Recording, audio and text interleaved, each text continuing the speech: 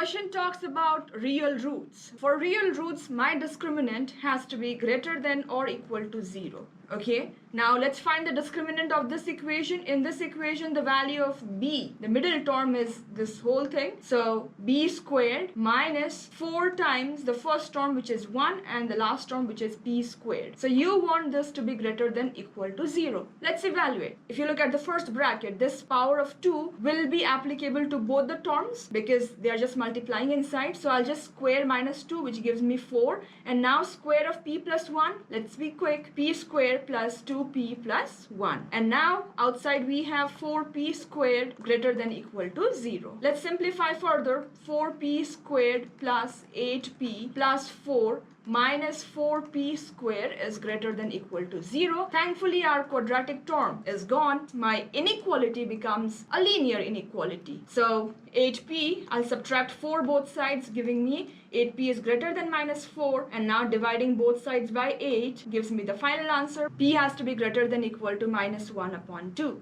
Question says find the smallest value of p. So obviously, what is greater than equal to minus 1 by 2? Obviously, we have only one option, greater than equal to, as in the smallest value it can take is minus half.